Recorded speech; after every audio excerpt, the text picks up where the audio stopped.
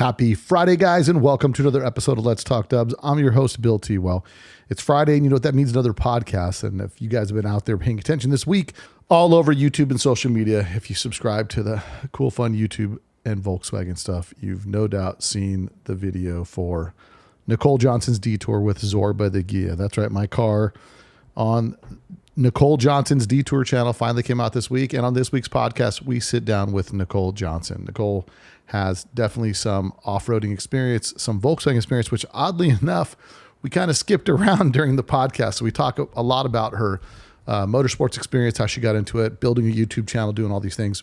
And it's a great story. And she's a genuine car person to the core, and certainly a person that puts out some content on YouTube that's really interesting, good to watch. And her producer, Michael's awesome. And they really do some really fantastic videos. So that's on this week's podcast. You guys will enjoy it. That is for sure. And if you did see the video, make sure you guys hop on there, leave a comment, man, and let them know you're a Let's Talk Dubs listener and you love the video. So we're going to get her some more rare and unique VWs, I'm sure, in the future. But for now, if you enjoy the podcast, make sure you guys support those that support Let's Talk Dubs podcast. First, VW Trends Magazine, a magazine for the people, by the people, 4 issues a year. Go today to VWTrendsMagazine.com and subscribe. So go subscribe to VW Trends Magazine so you won't miss an issue. Also, Ross Wolf, high quality aftermarket parts for enthusiasts by enthusiasts.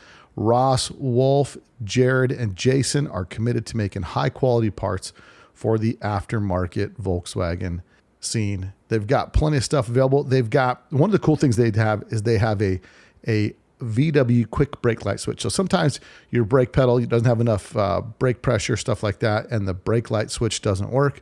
Well, they've got a quick brake light kit conversion on their website. So no more fading on them brake lights, and they'll go off the second you step on the brakes. So sometimes it's a little bit of an issue. You got to get too much pressure to push that old sending unit. So go check them out today. They've also got plenty of cool stuff. Their billet shift rod couplers, as well as the Viton drain plate seals.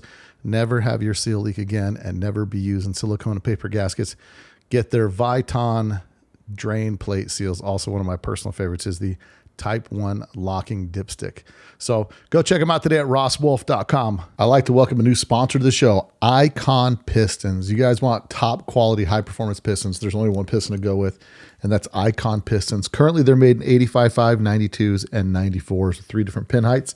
Go check them out. Where are you going to buy Icon Pistons at? Well, I'm going to tell you that in just a minute, but first let me pump up the pistons a little bit. These are made from 4032 alloy, which allows you to run tighter piston to wall clearances, so you can get down, keep that compression, and make that motor put out maximum power. They've got 2 1.5 millimeter top rings and then a 4 millimeter bottom ring, which makes getting new rings for these things a lot easier. And also each piston gets M42 skirt coating to protect against dry startups, as well as give an extra layer of protection. The skirt profile is optimized for stability and performance in boxer engines. And how would these guys know? Because these guys make millions of pistons every year. And now the Big Boy Piston Company put out a line because there's a VW dude that snuck in through the back door and said, hey boss, let's make some Volkswagen pistons. So the highest performance pistons that you can get right now, Icon Pistons. Go get them checked out today.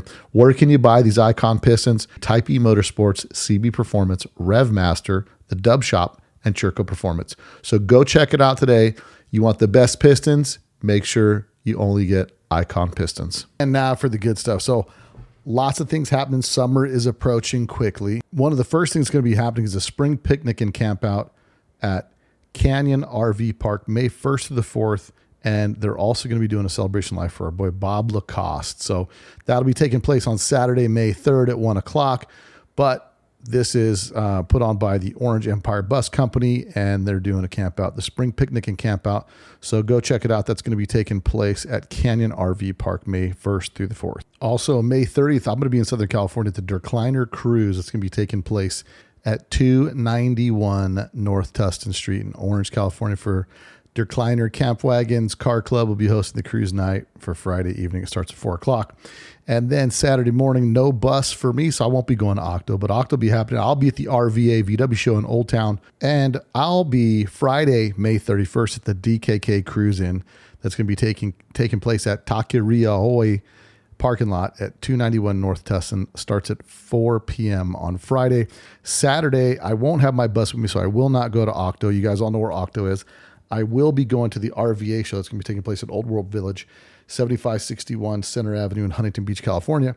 And then later that afternoon, after RVA is done, I'm going to head over to the ISP West open house. So, and that's going to be 2925 South Brant Avenue in Carson, California. And then Sunday, I'll be at the VW Revival. So check it out. That's where I'm going to be this summer coming up, as well as August. I'm going to be headed to Niagara Falls for the Niagara Falls show, and also to be announced for the weekend of the 15th, the European Invasion. The guys are coming to the DKP 60th anniversary car show. I'll get more details on that to post up. Plus there may be some other activities going on that weekend that I will let you guys know of. After that, June 21st through 22nd, I'm going to be at Niagara Falls going to the German Air Car Show and Social, where they do a lake cruise car show and all that good stuff. So if you're listening to the Northeast, make sure you guys come out and check it out. And if you're a listener, say what's up to me. And I've always got something cool for the listeners that introduce themselves to me, because we'd love to meet the guys that listen to the podcast, the guys and gals, because I'm sure there's one or two girls out there listening to the podcast. So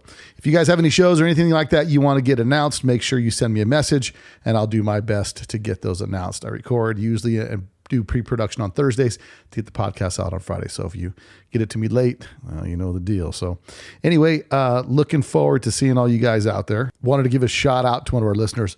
Earl Eldridge sends me a message, says, just past 100. Hello, Bill. I enjoy your podcast. I'm up to 105 now. I'll be caught up soon. I listen while at work on one of my 5 VWs. I really enjoy hearing the stories each guest has about getting the bug. Do you ever get up? If you ever get up to Pacific Northwest, there's a big following here. Maybe I will get to Vegas someday. Keep up the good work. I give your show a 10. So he gives me a 10. I appreciate you, Earl. Thanks for listening. If you want to get a shout out on the podcast, either purchase some merch or send me an email at bill@letstalkdubs. If you don't, go on Apple Podcast and give us a 5-star review and leave a comment on there. So you have to write a review so I can read it. That makes sense, right? So make sure you guys are doing that if you want a shout out on the podcast. Other than that, man, we're just getting ready for the show season. Lots going on. Dropping off the chop top over at Scott Gildner's so we can fix the deck lid that got damaged during one crazy weekend. And I'm also going to deliver the Gia TC over there to him. So looking forward to that. So I'll keep you guys posted. More projects happening. And sooner or later, we got to get a round table going. So looking forward to getting you guys some more content this summer. Just put out a video this week with Pedro Sainz, his convertible Type 34 prototype recreation. If you haven't seen it, go check it out. Go to my YouTube channel, put a link down below. And if you're looking for some really cool how-tos, go make sure you check out George's YouTube channel. That's The Wagon with an E on YouTube. So it's a great, super informational how-to videos. George really put some time and effort in producing videos about weekly. So that should be pretty good. So anyway, guys, check it out. Appreciate you guys for listening, and make sure you support those that support Let's Talk Dubs. So without any further ado, guys, let's get into it this week. We sit down with Nicole Johnson from Nicole Johnson's Detour, motorsports enthusiast, 1600 racer, and also Monster Jam Scooby-Doo driver. So let's get into it this week, guys, on Let's Talk Dubs. You probably don't know that there's a new Volkswagen out that doesn't look like a Volkswagen.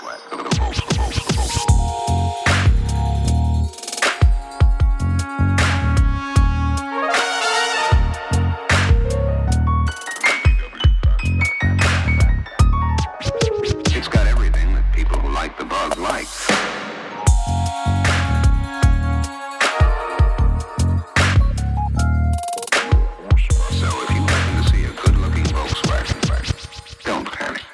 Okay, everybody. So on today's show, what you may have seen this week, the video that came out on Nicole Johnson's Detour. So on today's podcast, that's who I have in the studio today, Nicole Johnson from Detour. Nicole. Hello. Welcome to the podcast. Thanks, Bill. We are practically neighbors. We are. So interesting. A fun fact that people may know if they listen carefully to the video, that you do mention that I'm from Las Vegas. You're from Las Vegas as well. And funnily enough, if funnily is a word. Funnily. Okay. So funny enough, a friend of mine, a mutual friend of ours, we were talking and he says, oh yeah, I have this friend. She did this video with this bug, with the Subaru, with this really horsepower bug. I said, oh, I know who you're talking about. He's like, yeah, I should connect you. That was our friend Paris. And he was like, I should connect you two together. And I said, yeah, no, that's cool. We should do something. You know, I got some cool cars that, you know, maybe she could check out or whatever. And this is before I had Zorba. And what's funny is, so we never met. That never worked out into anything. And then the way the whole thing happened, where we got my car in Detour, was I happened to be at the Grand National Roadster Show.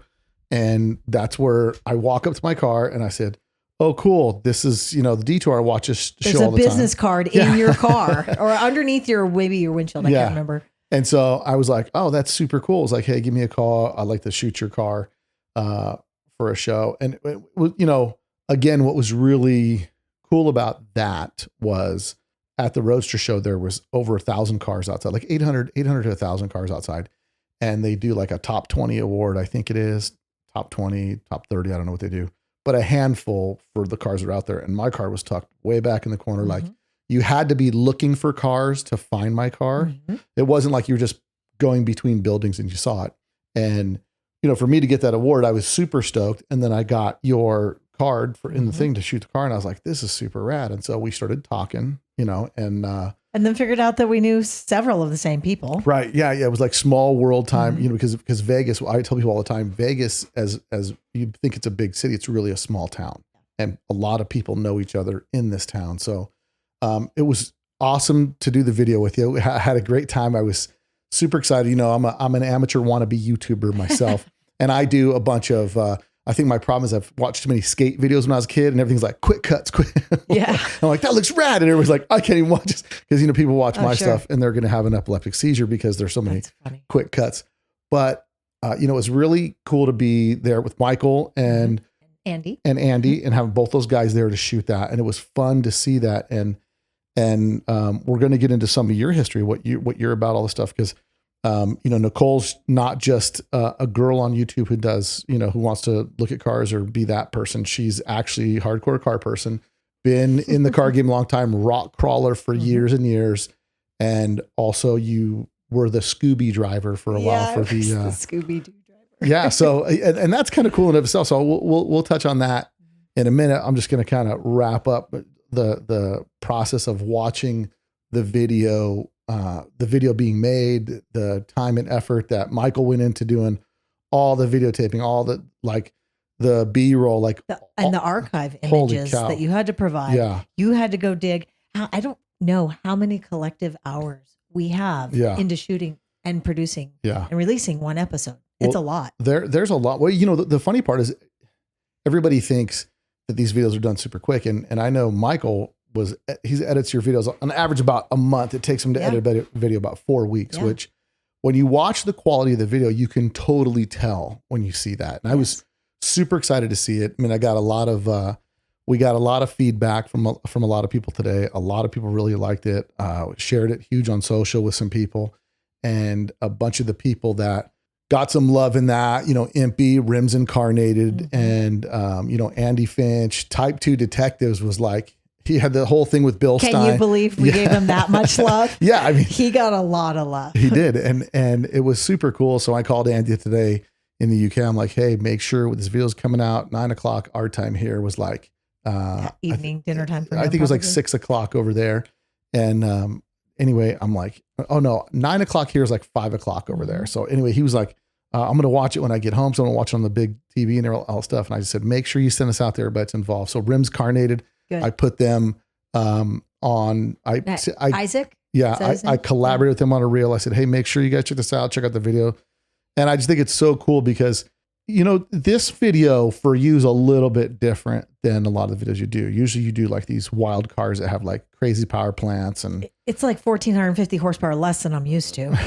Right. I mean, for driving the monster trucks and all that stuff, but typically with this video, where this video is a little different, it was about the car, not so much the power, but the car, the build, the story, all that stuff, which I mean, the rarity of the Type 34. Yeah. I love the way that it came together, because that's what I kept thinking. Cause I watch your videos a ton. The first one I saw was obviously Sleeper Bug. The Sleeper Bug. And I'll put a link to that video down below in the description for you guys if you want to check that video out. That video is like 10 million views right now. Yeah, it's almost to 11. It's crazy. And it's it's a super cool video. And like, it's funny because you and I were talking, you're like, oh, when I watch that video, I'm like, we do such better videos today now and all this stuff. But that video caught wildfire. And it's funny because in the whole YouTube thing, right? Like everybody's like, oh, what's the next big thing that can go viral? Because it's almost like it's got to go quote unquote viral or get these legs in it. And for you as a person who, I mean, you're out there shooting the thumbnail. I mean, for people think that you just show up in your trailer and like, well, where do I need to be? Like, that ain't the deal. Like Nicole's knee deep in it. She's involved in this 100%. So, I mean, big kudos to you because I have done a lot of stuff, you know, Pawn Stars, reality TV shows, things like that. And and I've done, even with my tile business, I've done a lot of those kitchen crasher shows and stuff like that. So you kind of get to see how the sausage is made. Yeah. And you can see that things aren't really what they are, but your show's pretty true to form with the effect of how involved you are in it, what your engagement is. You know, it doesn't seem superficial at all. So, what for you with shooting these videos and doing this stuff, what has been some of your most memorable things that you've done through the videos you've shot? Like anything that's gone sideways or squirrely or a little sketchy? I mean, we've definitely had things that haven't been perfect. We're all humans. Right. Cars are not always reliable. We've had a handful of cars just break down right in the middle of what we're doing. Guess what? You'll never see the episode. You can't because we can't finish it. And by the time the guy fixes the car, maybe my hair's longer or you see what I mean? Yeah. You'd have to go back and kind of reshoot the whole thing. And now you've lost love for that car. We have definitely had, like one day an alternator just fell out of the car. It was a custom bracket. You're not going to AutoZone. Yeah. Thunk. Wow. What was that? The alternator fell out of the car. So we're done. We are 3/4 of the way shooting the episode and we don't have a thumbnail yet. So it's not like we could just to let everybody know a general how we shoot things. We spend 2 days. We walk around the car and talk all of our tech on day 1. We drive the car on day 2. You think it's 1 day because we're dressed the same. Ta-da, you have a whole episode.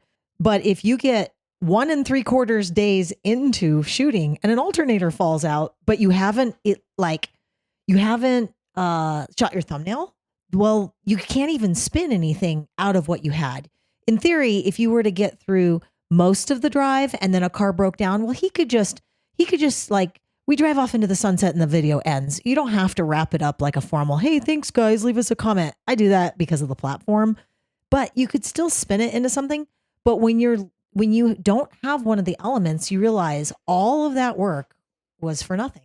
You can't get what you needed. And it's not as easy as just, okay, well, we have a broken car. Let's just go push it onto the side somewhere. No, we're towing it to get it out of here. We're not then taking it off the trailer and setting it up to go take a thumbnail. We're done. It's just, we're done. And oftentimes we travel. I live in Vegas, as you said, and my producer's out of San Diego. So we head all the way up to Northern California and an alternator falls out. We're kind of toast. So, you know. So the first video that you guys did, I mean, that thing, did you guys think the first video would do what it did? No. In fact, what's crazy is, so I knew John from before. We had raced King of the Hammers. He's a fabricator. He's an everything guy. You know what John actually is a professional French horn player for the Hollywood Bowl Orchestra. And he has made his money, his living, off of royalties of movies that he's done. If you saw the list of movies he's done, you'd go, oh yeah, I've seen that. Oh yeah, I've seen that. Oh yeah, I've heard that. You've heard his French horn, whether you believe it or want to know it or not. Yeah. So anyway, yeah. And so he doesn't really have to do that work anymore because every year money just rolls in. That's how Hollywood is set up. And yeah, he's a great fabricator. He's really OCD. I think you have to be. If you're that good in music, your brain probably works different. You're very precise. Yeah, he definitely, from the work that you saw that he did in his shop over there, right now he's building a mid-engine Corvair that I've been watching. So from watching you, I started watching his stuff and it was interesting to see. I mean, that dude has the patience. John Reynolds. Yeah. We've discussed doing the Corvair when it's done. He has since gotten a little busy with some client work. Like he's had guys approach him. Hey, can you build this? Can you build that? And so he's kind of prioritizing that right now. But when we went out to shoot that, I just reached out to him and I said, hey, we actually call him JR. his name is John Reynolds, but in the rock crawling world, he's JR. And I said, hey, JR, I don't have any subscribers yet. Don't have any videos yet, but I knew about his bug. And I said, can I drive your bug? And he said, sure. And literally we just showed up. We actually did that in one day. As about a year in, we started doing things over 2 days because we just started getting, that's why our videos are so much better. We have so much more B-roll now. We have so much more, we shoot more stuff. Takes longer. But yeah, we shot that real quick and dirty, and it didn't hardly cost us anything. We didn't pre-think about what we were doing, and we just did it. With it. Yeah. And I had no clue it was going to go viral. And I was like, I was so nervous when I hit up, like Mike had uploaded it on the back end, but I'm the one who finally hits publish on all these videos because I do the title and the thumbnail and the description. And so I still have fancy stuff to do on the back end. Not fancy stuff, I should say. Right. And I was shaking. My heart was racing. I was so afraid. You got to kind of know that like I had years and years of off-road motorsports professional. I'd been in the public eye. I had, monster trucks. I'd been on television. I've done a lot of media and stuff. I've been in front of the camera a lot. And then I took a hiatus for a good, I don't know, 4 or 5 years, maybe longer than that. I'm trying to remember maybe 5 years. And then we started this channel because COVID hit. We had nothing else to do. Let's go do that show Mike and I had always talked about.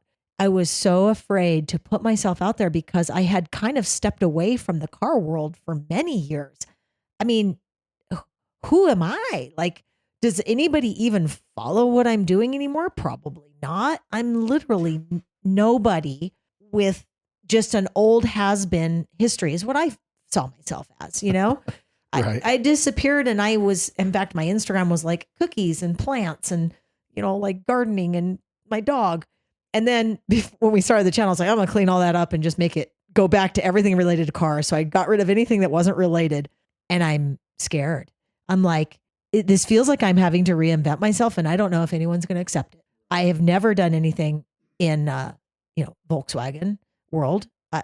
I had raced a 1600 buggy, but it wasn't the same as driving a Subaru powered Volkswagen on the street. Well, so it's funny you say that because VW people are some of the most critical people that there is. Like in the VW world, it's like, and I'm a little different, right? Like I saw the Subaru powered bug and I'm like, I love it. I think it's so cool.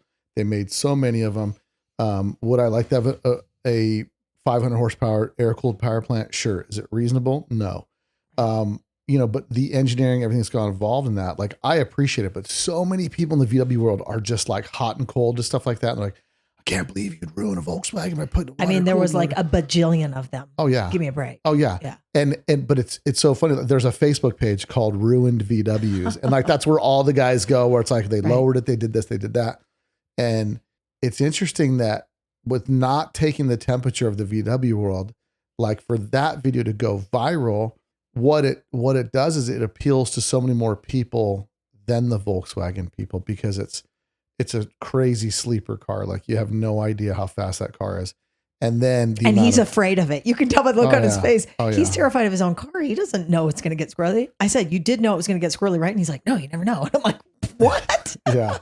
But crazy. It's crazy to think that that's the first video to start with. Because if you'd have said something to me, let's say you and I knew each other before that, and you said, hey, Bill, this is my first video. I'd be like, I don't know about that, man. VW people are going to be crazy. But the reality is, if it has a broad base appeal, like my crew cab outside, the carbon cab that you saw, like that car, some of my favorite compliments are like when I'm at a gas station and a guy gets out of his Beamer and he walks over, he's like, this car is incredible. I would drive this car in a minute, just because how it looks right now. It still drives and feels like a bus. It's got some more power and whatnot, but it conveys the look. And so like crossing platforms, when people would say like, yeah, I don't really like, there was comments today, I'm not a fan of X, Y, and Z, but I kind of like this car, or this is truly a cool car. I mean, there's a lot of really good comments. There's always going to be a couple of those crackpots that got goofy comments and stuff, but the majority of comments that I saw today, and I'm sure they're just going to keep growing, is, a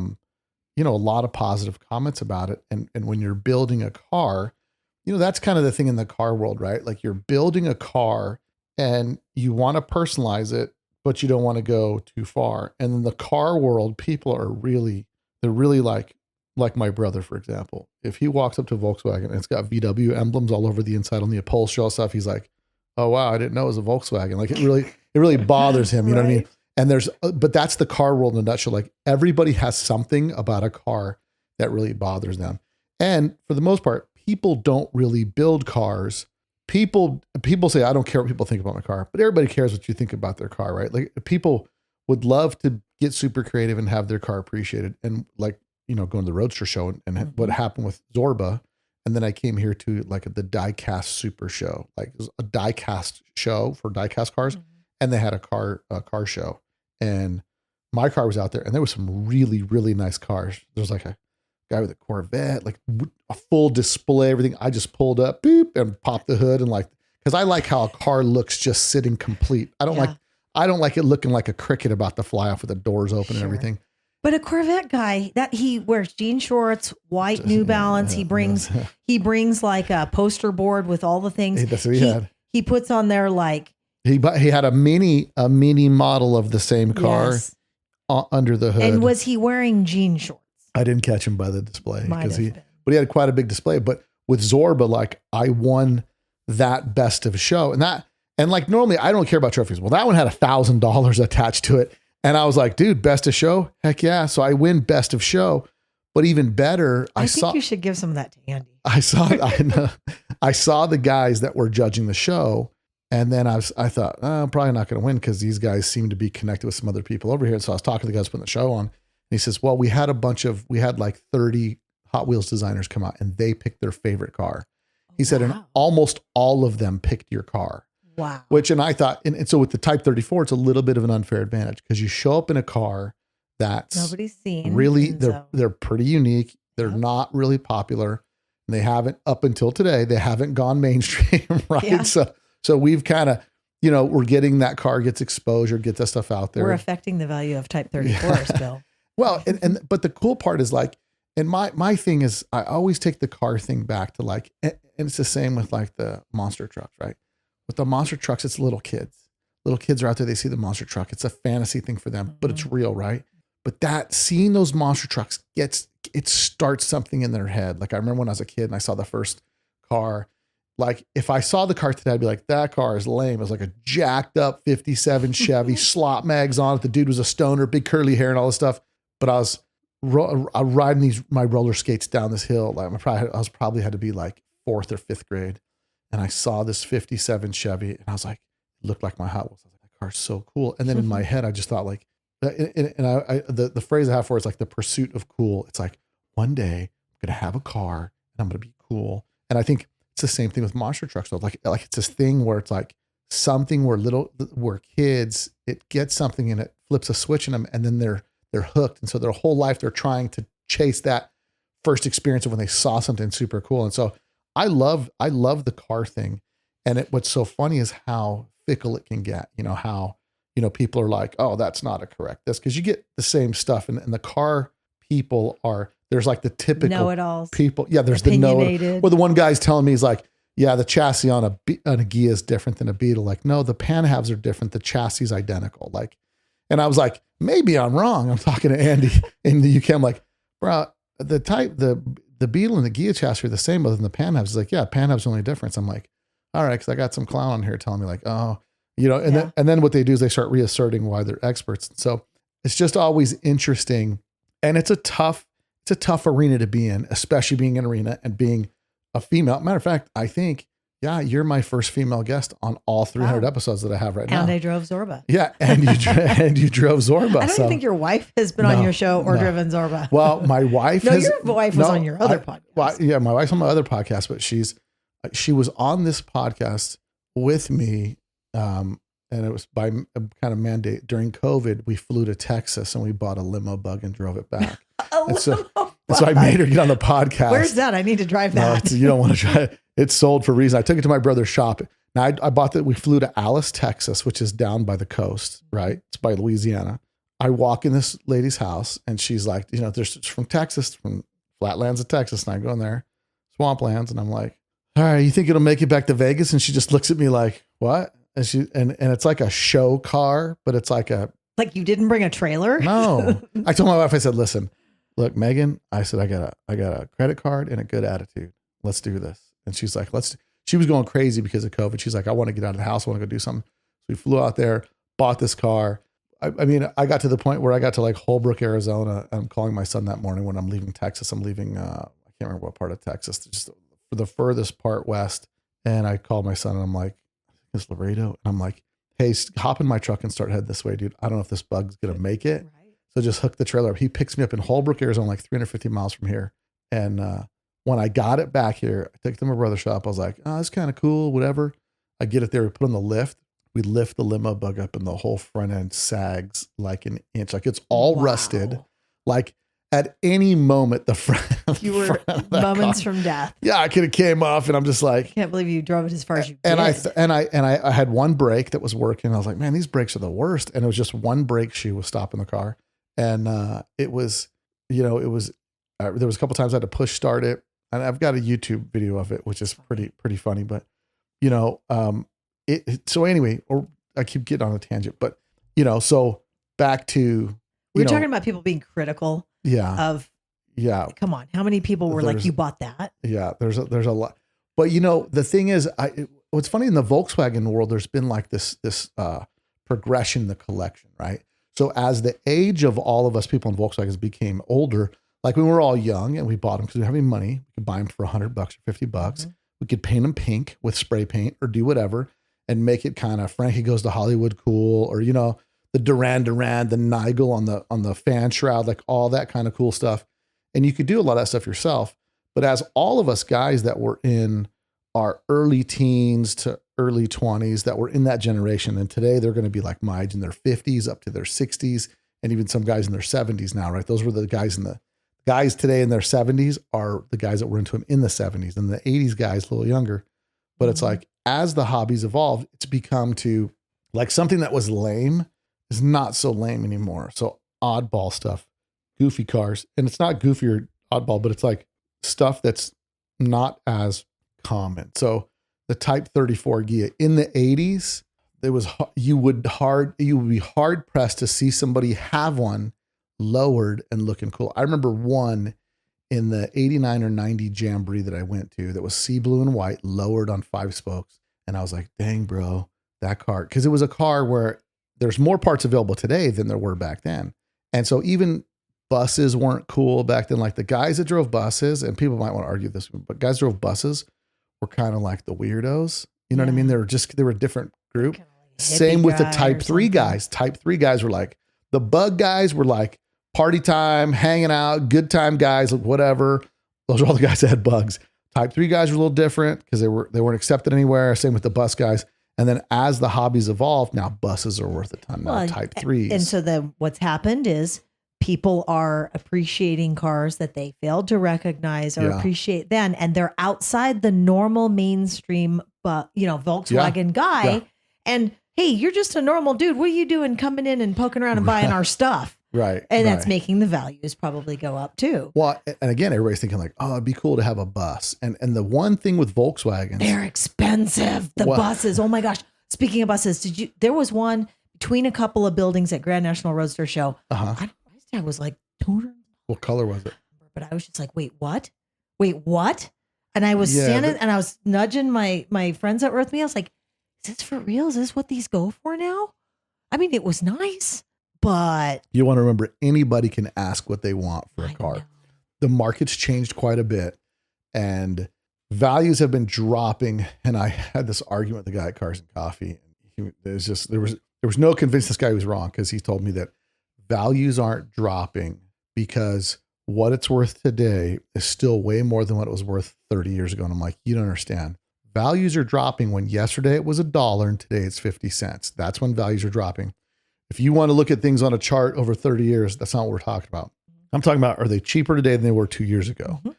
He was going, well, they're more expensive than they were 30 years ago. I'm like, that's not the thing. We're not having the same conversation. Yeah. And so when you look at the market right now, people are starting to drop their prices quite a bit on the buses because they're not moving. I think part of what's happened is the Brazilian buses have really come in and kind of flooded the market. So collectors that had a little bit of money that really weren't savvy with Volkswagens, they bought a 1973 23 window. Well, there's no such thing, right? But in Brazil, they had them, and then you get them, and then you've been Braziled. Like in Brazil, it's like they just glue things back together, slap a little Bondo on it, call it good. I mean, everything coming out of Brazil is super funky. It's not the same standard of quality. Like the of Toyota build Land that's Cruisers here. are also really popular down in South America, Mhm, and you'll see them come. I like Toyota Land Cruisers. I've had I can get several, one. and I still have one. But you'll see them, on Bring a Trailer, for example, or wherever else you'll see them for sale. And to me, it's a hard pass if it's a South American one because you have no idea. Yeah. And they'll do their. I don't know if they do their conversions if they're right hand to left hand drive, but No, they'll have them down their left-hand drive, Okay. and they'll have like a crew cab pickup truck Land Yeah. Cruiser. Yep. Super cool looking, really unique. But when you get them, like it depends on if it, and very few down there. I mean, cars down there are necessities, not luxuries. So like that thing will be used as a pickup truck for 14 different people. By the time you get it, they just slap Bondo on it, make it look good. They're sculptors down there. And so that's kind of the thing that you really want to be careful over there about, is because a lot of stuff is car resources are thin. They're not as plentiful as they are here. So they're going to make, it's not as bad as Cuba where they make anything work, right. but it's kind of like that. So, but I think that's affected the bus market quite a bit. And then also the economy, right? As things get more expensive, people have less spending money. And so now they realize, well, I've got this bus that's a luxury vehicle, and whoever wants to buy it needs to pay. Now there's certain cars I think to some degree are recession proof, like a car that's a one of one or really expensive car, like the Circles where Jay Leno and those guys run. Like some of those cars are worth X amount of million, and then that's it. They're not going down whether the market goes up or down, because it's a scarcity and it's a history and provenance type thing. But for the most part, I think currently the car market is starting to soften a little bit. You're seeing prices start to drop. Obviously, it's what happens when the market starts to do this. But it's definitely something that is. We're now we got way off subject, but we're talking about how particular people are, and for you to be wanting to get back into doing this, driving the cars and that stuff. And so that hasn't been an easy road for you. No, and I'm driving cars that are outside of my car every single time. That's the whole Well, point. the Pantera you drove was like insane. That thing was That thing's so good. It was weird. But what was weird. power plant? I mean, that power plant had a Cleveland 351 Cleveland. But he had twin everything, twin turbo. Yeah. That's what I mean. Like it was everything twin. It was like a mirrored image of itself. Yeah, the guy was like some kind of engineer type, like a industrial designer. Yeah. So it had some things that were not my cup of tea. Right. But it's his car. I think the work that he had done in the motor was fantastic, and that really made the car. He even admits, like the wide body, he bought it that way. He intends to change it. That wasn't him. And it's kind of got some weird, modern-y things on the inside that don't really go, but that's okay. It's his car. He can do whatever he wants. I don't care. Yeah. But I mean, the whole point of Nicole Johnson's Detour is, I spent so many years in off-road that, I came from rock crawling. I did a little off-road racing. I had a 1600 buggy, just a little single buggy. And I did Lucas Oil off-road racing, just a little bit. And then I realized, if you're not a buggy dork, you can't compete, because those guys are super diehard. Right. And because everybody's got, we had a hopped up fat motor with 95 horsepower, but the driving level is so precision because they're momentum cars that I couldn't jump into that series and really get any quality experience out of it, because you would have to spend 20 years to be competitive with those guys. So anyway, I'm only saying that because it's bug related, but I spent so much time in off-road, King of the Hammers and monster trucks, that I didn't realize how broad the car universe was. I had my blinders on. My whole world was off. Now, how'd you get started doing off-road stuff? Where does that come from? So it goes way back to when Frank and I first met. My husband and I got married in 93. I was 19, a year out of college. I was going to BYU actually. And he had a Toyota Land Cruiser, big curly hair, and he was a surfer, and he looks cute, dude. He still looks like a surfer to this day. He looks like surfer contractor guy. Yes, that's Frank. So Frank's really cool. He had a tan and curly hair and Land Cruiser and $300 to his name. And I was like, yeah, that makes sense. Let's get married. Sounds good. He was 22. I was 19. Woo. So, we moved we both grew up in California, and we moved up to Utah because that's where I was going to school. And we always went four-wheeling and went to Moab and we just went wheeling. And when I graduated college, we moved to Vegas in 96. First people we met was the Land Cruiser Club. Started wheeling with the Land Cruiser Club. And then 72, we still have a 72 FJ40. And then it was like by 8, he started competing on the Red Bull rock crawling team. So he was the spotter. They had Red Bull as a sponsor, which is crazy because it's a totally little grassroots sport. And I was just the wife on the sidelines with the little baby and cheering him along, And by about 2004, I was asked to drive at an all women's event. Somebody said, "Hey, drive my car in this rock crawling competition." Sure. I'd never really done it. I mean, I'd four-wheeled and I'd been around the competition scene, but I was never a competitor. And I won that event, and it kind of makes you think, oh, I can do this. I'm good. I can do this. And so then you want to keep doing it, And then I got into, King of the Hammers, which is where I met JR, John with the sleeper bug, that's where we competed against each other. Then it turned into monster trucks. So it's just one thing leads to another. But I spent we got married in 93. We were four-wheeling all the time.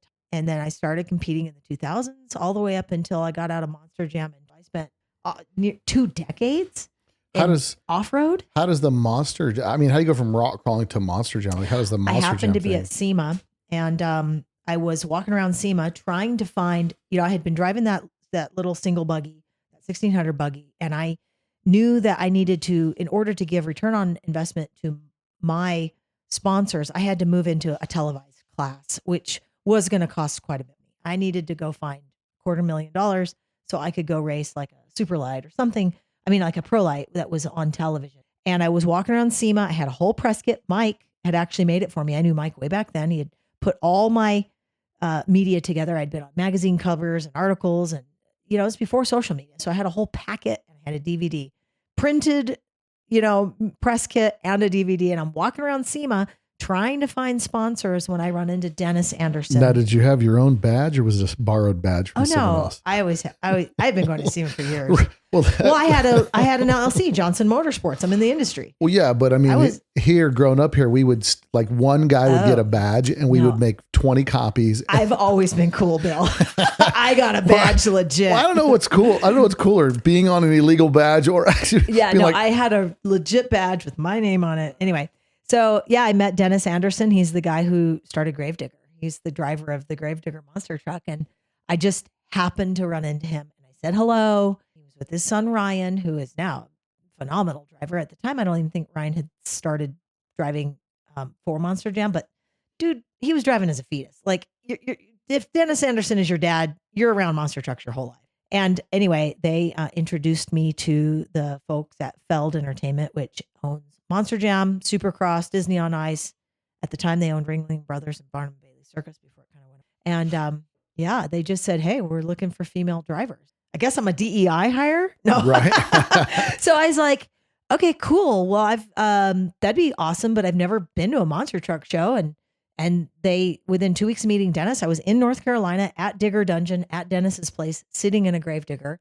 I was like, "You gonna show me how these work? Because I've never even been to a show, let alone being around one." Right. So I test drove for 2 days. They just had a guy that would have me do little tests. Go do this. Okay, cool. You passed that test. Now we're gonna put you in front of a little dirt mound. Go do that same thing in front of a dirt. Ooh, you hit the dirt mound. You're jumping 10 feet in the air. Okay, cool. You didn't freak out. Let's try this. By the end of day 2, I'm going diagonal off the big jump. And diagonal is very different than straight because you're going to land each tire 1, 2, 3, 4. You survive that and they offer you a job. So I test drove for 2 days. They asked me if I wanted to take the job. I was just thinking I just wanted to go to North Carolina and test drive for free. I was just like, cool trip to North Carolina, sit in Gravedigger. I didn't realize it was a career path. By January of 2011, I was in my first show. I did it for 6 full years. And then it was 2013 is when Scooby-Doo debuted. It was a brand new truck. I knew about 4 months in advance before the public did. And they were like, "Hey, obviously this is private, but we want you to drive the Scooby-Doo truck." And I was like, I didn't see at the time the vision. Like it was like Gravedigger, Skull Crusher, Death Star, Scooby-Doo. We're gonna put you in Scooby-Doo. Scooby is a boy and he's brown. And how lame is that, right? It's a boy brown dog. And that's all I saw was a boy brown dog. Why can't you create some sort of a something that could market that you have a female driver, because you can put a dude Right. behind the wheel of Scooby and nobody knows the difference, right? It's not very feminine. And my husband, he's always been very like positive, and like anytime I have an opportunity to do something, he's like, go do that. Yeah. I mean, whatever it is, he goes, go do that. But he's never said no. He never finds a reason to say no. He says, you're looking at it all wrong. Scooby's your pet. Like, oh yeah. So I could be Daphne, the girl in purple. And so, I did, I mean, I don't have red hair, but I did the best I could to sort of differentiate myself from this boy brown dog. Right. Because everybody kind of becomes the persona of the vehicle they're driving. So what did they do to Dennis? And there's like 8 Gravedigger drivers. So what do they do when they see their favorite driver? They will yell, hey, Gravedigger, hi, Gravedigger. I don't want them calling me Scooby. That's what I'm seeing. Right. I'm like, I don't want to be synonymous with a brown boy dog. Right. But the bigger picture is it's Warner Brothers. This is massive. This is a brand everybody reckon. You don't show Scooby to strangers and they go, what's that? Never seen it before. Right. It's so much bigger than I knew it was going to be. So I said to Monster Jam, I said, okay, great. I want to design my fire suit. And at that point, nobody was designing their fire suit. You were just whatever you're being told to do. And they had 2-piece fire suits there was only a couple of women at the time. And they were wearing these really frumpy looking 2-piece fire suits. Like, it doesn't look good on a woman's body to be wearing this big overcoat kind of top to your fire suit. It needs to be form fitting. It needs to have some feminine shapes to it. And you can look like a female and look like the rest of the car world in a 1-piece fire suit, not a stupid 2-piece. So I wanted it to be purple. And I said, and at the time we were supposed to only wear black pants during the pit party. This is when we were interacting with the kids and getting their picture with the car and signing autographs. Everybody, all the drivers, all the crew were wearing black. It was in our contract. And I said, I want permission to wear purple pants. Okay. So they approved the purple pants, the purple fire suit that I designed. They let me wear purple boots. I painted my nails purple. I wore purple eyeshadow. I got into this girly role and I embraced, you're looking at me now. Like I'm just a car guy. Like right. I'm obviously a female, but I'm not like about running around looking like, look how girly I am. And so this was me trying to embrace the role of I'm going to be Daphne and this is going to be my pet, my dog. And so they loved it. They loved the purple. Little girls were going crazy for it. They loved it. And then they never called me Scooby. They called me Nicole. That was the difference. But how cool is that you're able to go into a space where things are they've always been this way. An opportunity comes up. You're able to kind of push things in a direction that work for you. Because again, you're looking at it from the standpoint of like, well, I don't want to be, again, everybody's named after the car, right? So you lose the persona of who you are, right? And you become that. So that's a pretty major thing to do in such a corporate restrictive space. It is. So now, if I can ask some questions about some inside baseball. So now, just out of curiosity, the whole Monster Jam thing is kind of like WWE type wrestling type thing, right? There's these battles and all this stuff, and is there like a story? Because I've never watched it. I've wanted to go see it, but I've never gone. So is there like a storyline that you follow throughout the season or no? So racing was legitimately your effort of racing. Mm-hmm. It's not like as obvious. You're not scoring it. Freestyle was subjective, like gymnastics. You know what I mean? You're scoring it. So racing, everybody was legitimately just trying to win racing. As a matter of fact, I won racing my first night out. And then I won 9 times in my first season and broke the record for the most amount of wins by a rookie or a female. Booyah! In a single season. By a rookie or female. Yes. Wow. So, but that's just one little thing. Anyhow, I get to say that forever. You're light. I'm light. I have a power to weight ratio. Yes. All those other guys are like your size. Bill. So now are the cars all managed by the same group, or is it individual pit crews and all that stuff? Yes and no. So the big name trucks that you've heard of, Gravedigger, El Toro Loco, Monster Mutt, and all those big names that at the time that you had heard of and were on TV were owned by Feld, and those were corporate trucks. I was what you call a fly-in driver. I had, I had per diem. I had workers' comp. They would put me in a rental car in a hotel, and I would fly in, drive the truck, rip the crap out of the body, whatever I got to do, fly home, make pancakes for the kids, get them out the door, whatever. I didn't have to wrench or do anything. The other set of people were independent privateers. It was up to them to sell their own sponsorship on their trucks. They would get paid a certain fee to be able to show up to a Monster Jam, but they were then, in order to really make ends meet, they had to sell sponsorship, right? They might have a, I don't know. Or merch. They could sell merch for stuff. No, so here's where the real problem. The purpose of Monster Jam is to sell merchandise. Right. So Monster Jam is not going to. You mentioned Disney on Ice. Oh, yeah. And I got, You've been there. I got Disney on Ice one time. You did Disney on Ice. I was like, wait a second, how much I pay for this freaking Exactly. balloon? How much is the balloon? Yep. The whole point is to keep these kids happy, sell merchandise. It's entertainment. Okay. As much as us drivers want to think that we're really racing and we're really, really doing a motorsport. Yes. The vehicles are legitimately 1,500 horsepower, legitimate, like dangerous, real vehicles.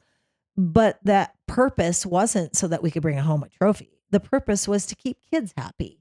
And so as long as you understood that and you were okay with that, then you're a team player. If you're an independent, you're not going to get on television. Your sponsor isn't going to be happy because they didn't get any exposure. You're not going to be able to sell your merchandise.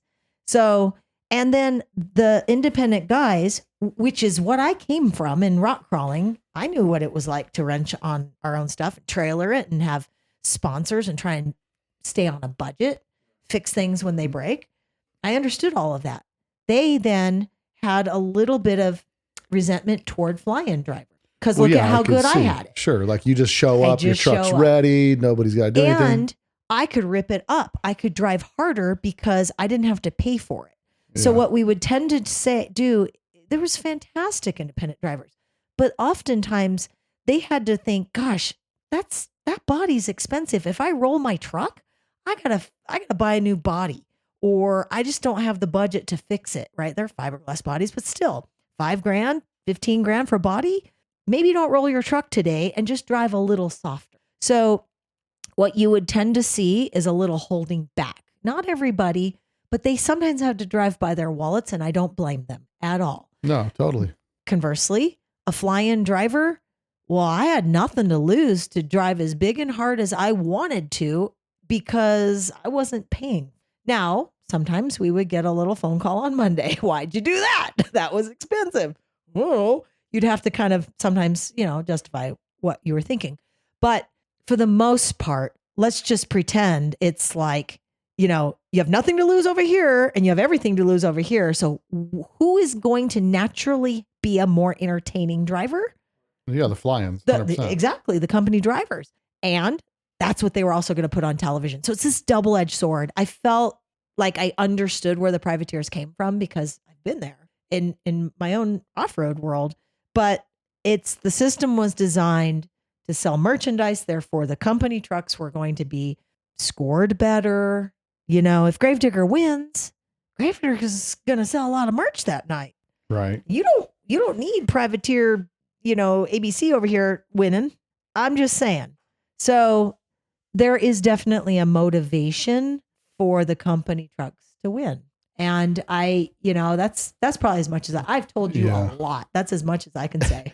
And then how does that career wrap up? Like, how do you end up just not driving for Monster Jam anymore? So my very last show, I was in Santiago, Chile in December of 2016. So they ship all these trucks over there? I've been to Spain, Puerto Rico, Costa Rica, Mexico, and they would ship the trucks. Yeah, they'd put them in a container. In fact, they go to Australia. They've been to like Abu Dhabi. They've been everywhere. Canada. So I've been on a lot of continents with that truck, or in countries. That's crazy. But every year we just had an annual contract, and it was time.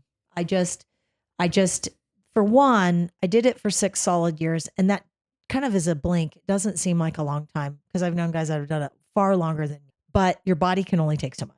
You've got to decide how much whiplash and abuse you're willing to give your body. When that truck falls out of the air, it's 20 G's. And upon landing, 20 G's for that split second of bam, that impact, it really, no matter how good your seatbelts are and your head and neck restraint, you're going to feel it. And even to this day, I have some issues with my neck because of it. So you just have to decide, hey, is my body worth going on and doing this for another year or two? The risk of injury is very high beyond just casually, abusing yourself every week. And I just decided not to. It just seemed like the right time to move on. And so like the highest paid person, not asking for names or that kind of stuff, but what would like the best driver, best person kind of get paid doing that? I don't know. I was paid handsomely.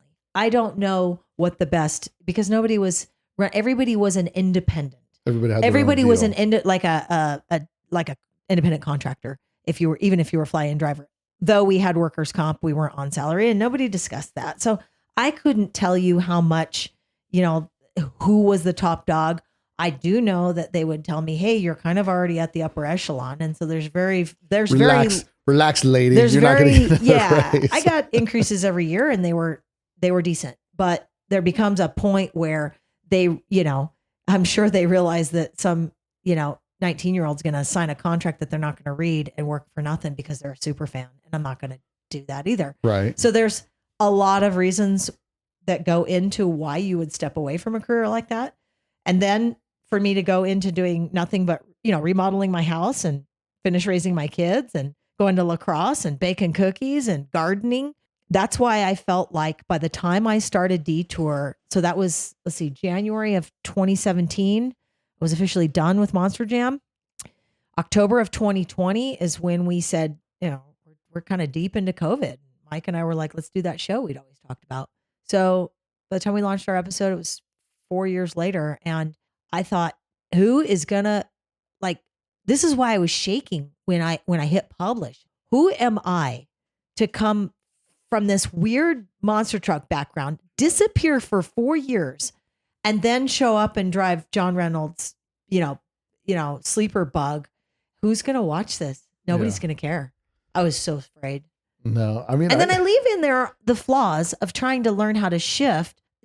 What people don't understand is I know how to drive a manual. Yeah. This was a dog box. And there are people who do not understand that.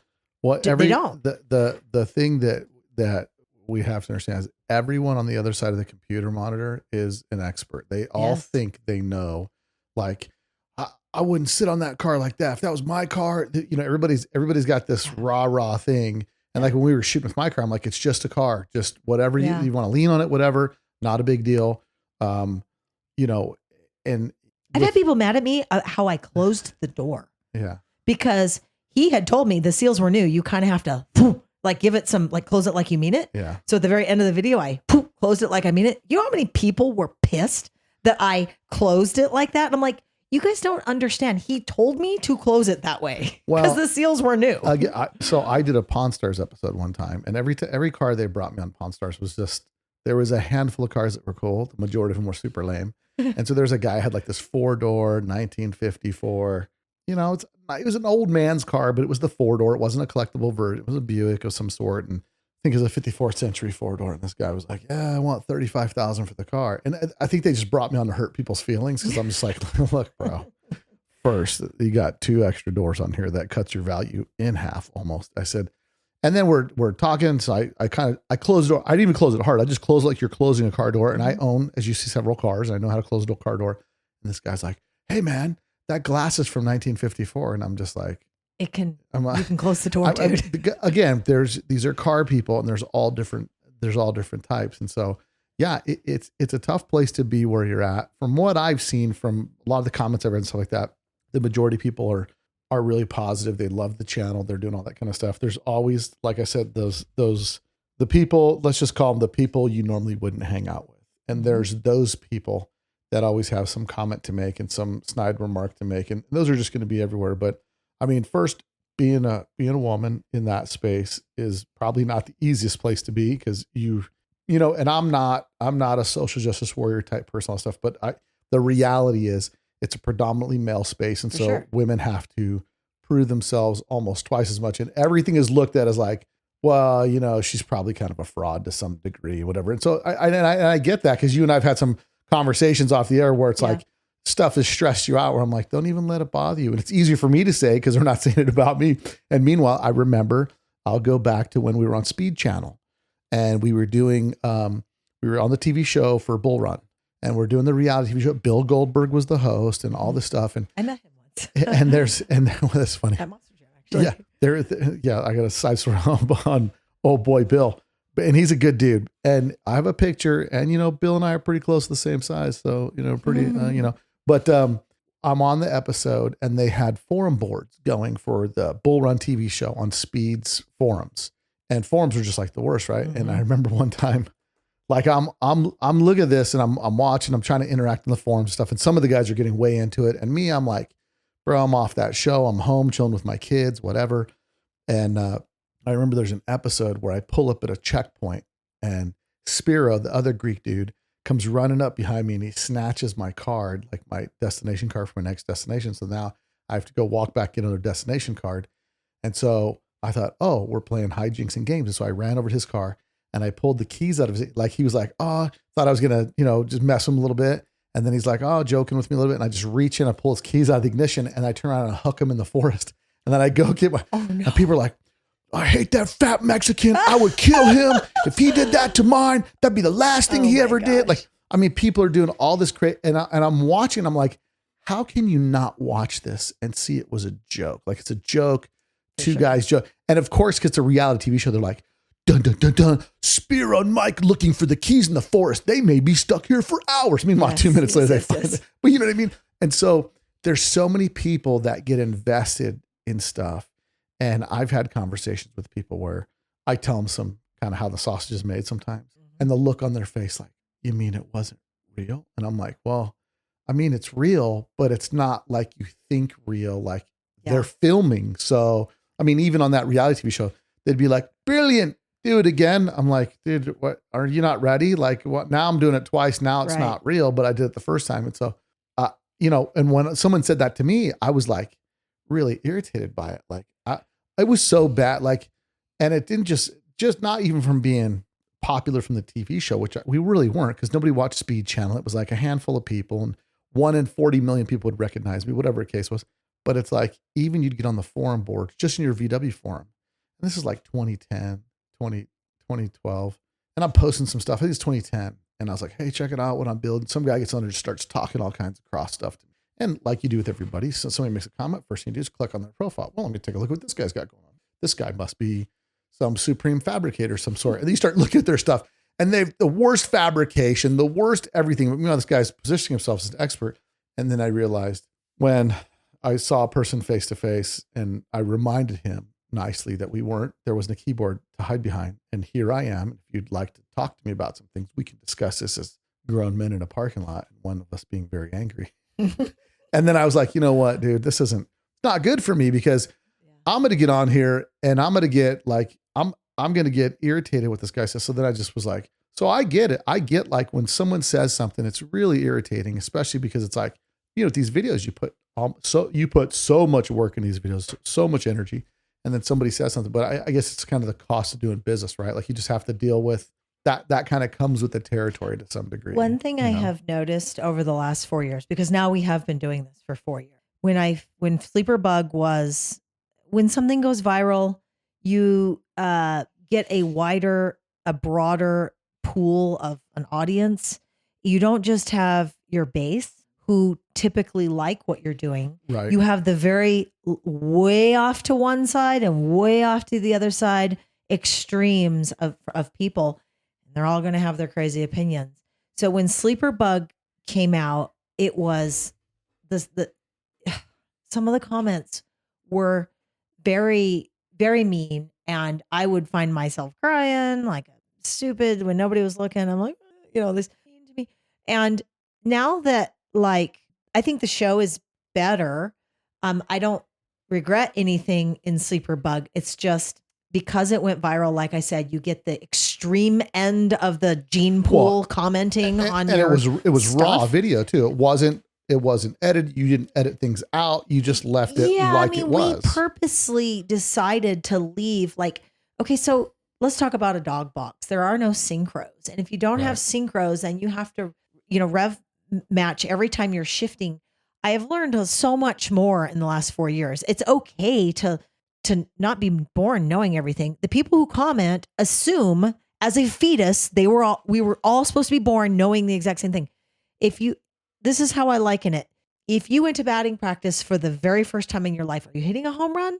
You striking out? You're probably striking out. Are you willing to film that and put it on camera for the whole world to see? That's my sleeper bug.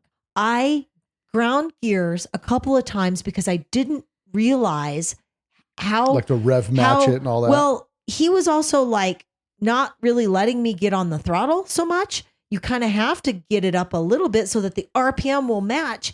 And you do have to pull it firm to get it into that next gear. You're also driving someone else's car. Like when you're driving my car, I'm like, hey, it's okay if you do this. That's when fine. I'm driving someone else's car, I'm super mindful of, I got to be respectful. Unless it's a corporate Monster Jam truck. Right. I'll tear it up. I got a big trophy at home that proves I can tear things up. Crash Menace of the Year. Okay, so anyway, I am simultaneously trying to interview someone while we're driving on a road I don't know, in a car I don't know, trying to be respectful of their vehicle. And then I got keyboard warriors judging me for my performance. We left in, I ground it twice. If you go back and look, he grinds the gear in his own car because it's that difficult to drive. And then I get it. I didn't grind it. I start giving it gas and he freaks out on me. So he's like, whoa, like he's starting to be scared because he knows he's got a terrifying car. Yeah, he's worried about that thing boosting and just getting exactly. loose on you. He's worried about it getting loose. So what we left in there was this progression. And I had all these people that are like, why would you teach someone to drive a manual on a car like that? Well, I'm sorry.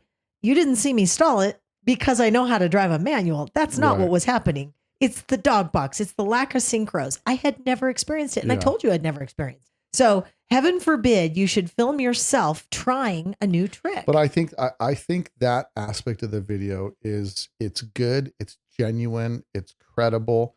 I think it adds to like people that are actually fans of the channel. I think it's definitely, people like to see that stuff because it's real. Like no matter what, even when I would, because I did car expert stuff on Pawn Stars, like 10 episodes. And so I'd get in somebody's car and like the dude who owns the car is right there. And I'm driving this dude's $125,000 Shelby, and I'm like, I'm not going to mess up your car. And they're in a bit of a panic of all this stuff. And so you definitely, it's definitely a different experience driving somebody else's car because in the same respect, you don't want, I went for a friend on a test drive in a car and my friend wanted to go buy this car. And my buddy's like, I'm his car guy, buddy. He doesn't know anything about cars. He's bringing you to help assess his car. He's bringing me to help assess car. It's a 67 Trans Am, right? Flat black primered, home built LS swap. This is one of the craziest stories. So we're driving and it's up here in this area. It's up off of like in Nevada Trails area. It's a master plan community. There's a curved road in the middle of it, right? Tenaya goes across. And so he's, I'm a dainty 250 plus pounds. That is the exact word that comes to my mind when I think of you, Bill. He's 6'5", and he's rock solid muscle, like 250. Like he and I went and he's 10 years older than me. We went to Lake Mead together, peels his shirt off. I'm like, bro, put your freaking shirt on, dude. I'm over here looking with the dad bod, bro. Stop, dude. Cause he's all ripped up. But he's a big dude, right? So we get in the car and he's like, well, I don't really know. And I want you to drive it and let me know what you think. Cause he's like, he's itching to buy the car. And I'm looking at this car like, bro, I wouldn't buy this car. Like, so we're driving, it's been lowered. And on the LS, on the oil pan, the bolt sits, on the bolt head faces the passenger side. And it's kind of at an angle pointed towards the ground. Let's say at like a 45-degree angle towards the ground. That's the head of the oil pan. So we're driving, the car's been lowered. Now you've got 500 plus pounds in the car. And it's even lower. It's even lower. And we're going down the road, going through the gears. Are you hitting that on the ground? It just goes. So there's a little ripple in the road, like where they did some street construction. It goes one time like this. Because of my expertise driving Volkswagens, which has made me a car expert university. If you can drive a Volkswagen, you can drive anything, right? Instantly, because I drive a Volkswagen, I'm always I see the rearview mirror looking for parts that fell off. Right. Is there an oil line back and there? I see bing, bing, bing. I see the oil pan bolt bounce off the car. Yep. And instantly I see a line that starts progressively getting thicker as we're going. So I immediately shut the car off because I'm an oil air cooled engine guy. This is in the middle of a curve on that road. So now I've shot oil in a master planned neighborhood. Yeah. I've shot oil all the way across this intersection. And then I shut the car off. Now, obviously I can't stop it. So I just pull the car off the side of the road. So now I cross over the curved lane and leave a trail of oil across there. It's called a trail of shame. Yeah. And so I shut it off. And then I call this guy and I'm like, dude, hey bro. So we're test driving your car, dude. And the oil pan bolt came out while we're driving. He's like, what? I'm like, don't worry. VW guy here. I killed it instantly. Like I shut it off. There's no damage done. I promise you that. Because I wasn't hammering on it. We're just driving. It was like, it was the symbols like, and then I just saw that nut spin off. And I'm like, because of the way when you hit the ground going forward, it spins it loose. I found the bolt. Spin it or everything. Shear it? No, it spun it like at least, so it didn't strip anything. He put it right back in, put it on the car and drove it home. Dude. And I'm like, bro, you really should put a different oil pan or something, or put a shield on there or something. How about a skid plate? Yeah, that was kind of sketchy, but like that's on a test drive for somebody. That almost grenade this dude's car. So yeah, when it comes to being sensitive driving other people's stuff, it's like, I did a thing for celebrity cars over here. I drove a 1200 horsepower Mustang show car, like a fastback twin turboed. And I'm trying to make a video and I'm like, I really want to get on this car. I'm thinking to myself. And then I thought, I can't afford to pay for this car. The back end, because Mustangs, we've seen the videos. I was just going to say, you can't be one of those classic Mustang guys that's seen the videos. Hits a curb spinning out. Right. So yeah, it's always a little nerve wracking driving the cars, but I think you've got a huge variety of cars on there. I mean, I was on the video, and you've got like 43 videos out right now. So there's a ton of content to watch on there. I mean, they're all super watchable, because as a person that pretends to try to make YouTube videos, it's hard to make them watchable. And I think some of that's come from like social media.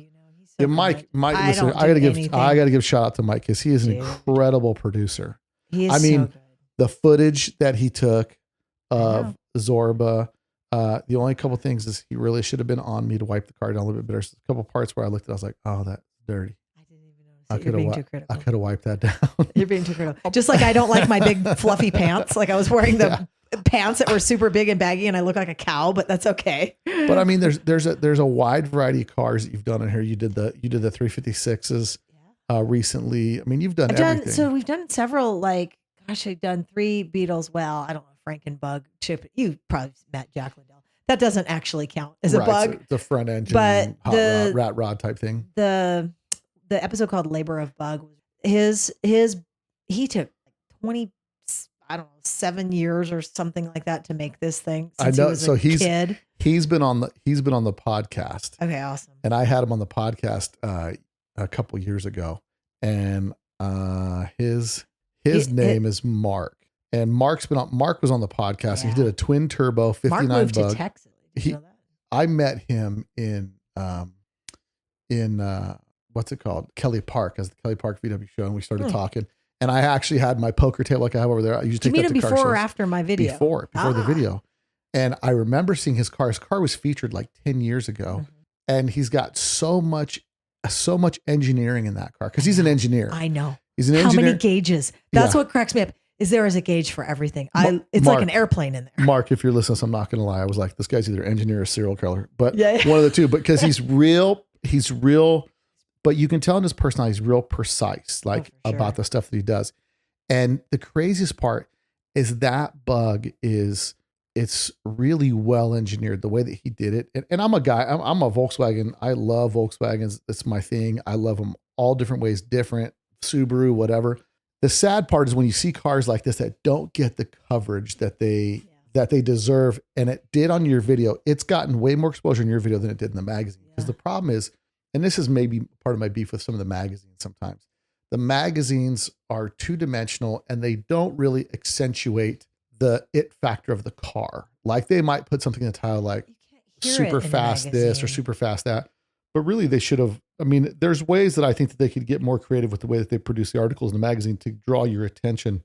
It's hard to compete with video though. It's just another sense that's satisfied. It is.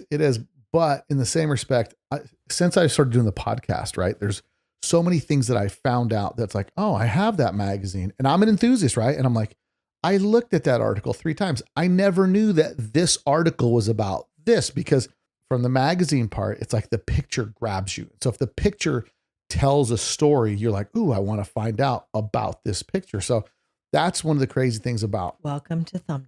Yeah. That's the whole point. Welcome to thumbnails. And that's the thing about Mark's Bug. So Mark's Bug, super well engineered.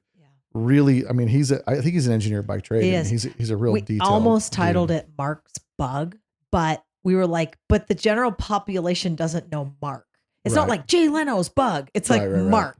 So I don't know. We were being like a play on words between labor of love and labor of bug is good. Love Bug. See what I mean? But the whole point of the variety of the show is like, I want it to be like a pendulum of a clock. We will throw you all the way over here. And just when you get comfortable with that, we're going to yank you right over here and get you some other genre. And what I really, it was risky in the beginning because we had the immediate success of Sleeper Bug and 20,000 subscribers in 30 days. We had 2 million views and 20,000 subscribers in 30 days. Wow. Our first episode, which remember when I called JR, I was like, I don't have any subs. Can I drive your car? And then we were like, how on earth are we going to give them Mopar Ranch? The next episode was Mopar Ranch. And we're like, nobody is going to watch this. I mean, it's got a couple 100,000 views. We don't have anything less than 100,000 views. Yours currently, but it was released today. Right. So we were like, nobody will watch it. And then they did. Now, did it go viral? No. But dude, when it got to 30,000 views, I was like, you're kidding me, right? And then 50,000, you're kidding me, right? When it like, how did it do that? Well, they were accepting that we were giving them variety, and I needed to train the viewer, if you will, to accept the variety, because we could have very easily just said, hey, we're a bug channel. Look at this. Right. And then if I did that, you just shrink your you can audience. You can't introduce it later. Just like I can't introduce barbecuing into the channel because it's not been about barbecuing. If it had been about driving cars and eating barbecue, I probably could do something about barbecuing. But because we gave them variety at all costs, like we were like, sometimes we're going to pick something that isn't going to be everyone's favorite, but I don't care, because if we enjoy it, then that's all that matters. If we enjoy the car, if we enjoy what we're doing, hopefully the viewer will enjoy vicariously, and it might not be their favorite car. And what's really cool is we're starting to see people that will watch just for the sake of watching, even if it's not their favorite thing. They'll say, hey, I'm not normally into this car, but I really appreciate this video and the story, and I'm glad I watched it. And the story is really, I mean, for me, maybe that's getting back to my first point where I was talking about the magazine, not like you have one shot with the photograph to get somebody to be like, I want to know more about this, right? Yeah. And that's where the thumbnail comes in, because you're kind of selling what it is, and you've got the first minute. By the way, guys, Bill took my thumbnail photo. That's the first time I've ever had. I don't want to say, add it to my credits, photographer. Bill took my thumbnail photo. I'm just adding it to the last week. That was the latest thumbnail we've ever done. But, with looking at the variety of cars on here, what I appreciate about the channel, and what I think he really did on our video, he really did a lot of as I'm telling the build story, he's inputting so many pictures and video. And I documented a bunch of that stuff. And now I'm sitting here thinking like, oh man, I didn't even really unload like everything on him. I could have, gave him so much more, but it was really cool, because there's so much about a car that people don't know the story on. And as I've started doing podcasts, it's the story of the car for so many people, because, it goes from, a lot of people on this podcast, they'll come on the podcast and they'll say, I used to ride behind the back seat in my parents' Volkswagen, little carpeted area back there, because my brothers and sisters would sit up front. I'd sit in the back like a piece of luggage, but they're like, and they just love that. And then the car, the interior for Volkswagen has a specific scent to it. The coconut hair, horsehair, they call it, for the interior, especially in the desert. It has I just had an episphany. Thus, Cocoa Mats. Is that where they get their name? Well, because it looks like, it looks like coconut husks, but there's these touchbacks to like where I was talking about, like there's a lot of people that were little kids that saw the Scooby truck that you drove and they were like, oh, I love cars. I love monster trucks. I love whatever. But it starts a little seed. And I think so many people in the car world are in that pursuit of cool to try to find that one thing that they thought was so cool about a car or whatever. And I just think it's so great. And the storylines that you guys are putting with the cars, it's so much more than, there's so many shows out there where it's like, hey, here's a big money car. And here's what unobtainium can get you. And do you have a $46 million drivetrain? No, you don't. But here's what one looks like. And then you're looking at it, it's cool, but you're just kind of like, well, that's not realistic. And I don't know what the lowest horsepower, my car may be the lowest horsepower car on your channel. I think I have to, let me look at my playlist. I think it is. And looking at these cars, the lowest horsepower car with the most expensive paint job, probably. Yeah. I don't think there's anything. It's car person story. When Mike and I we put a lot of work in, and I have to give it to Mike. He every weekend is hitting up a Cars and Coffee somewhere to try and scout. Like he'll just buzz through a car show so fast because he knows exactly what he's looking for. He's looking for the thing that jumps out and just stops him in his tracks. What is that? Right. So he will buzz through a car show in just minutes.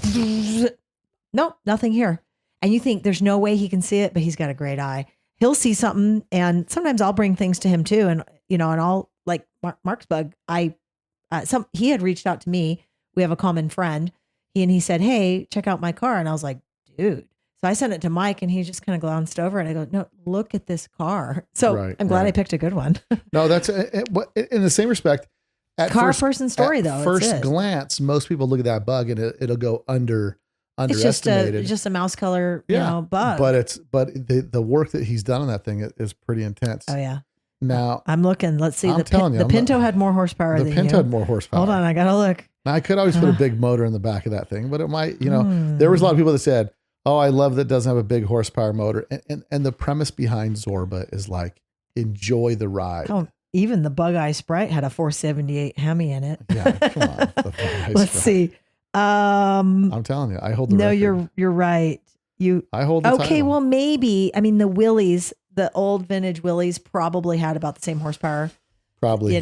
But I think, again, that is part of the pendulum swing. I don't want the channel to be Nicole drives ridiculously high horsepower, fast, blown out, cars. That's not the channel. So with that, are there any vehicles that you would love to drive that you haven't had a chance to drive yet that are like, oh, I would love to drive one of these. I'd love to experience one of those. This, and this. I would like to drive a Countach because they're like ridiculous. Old school like Countach. an 85 or something, white with red interior. I want to wear no socks, and I want a hardcore, like maybe go to Miami and steal coke or something.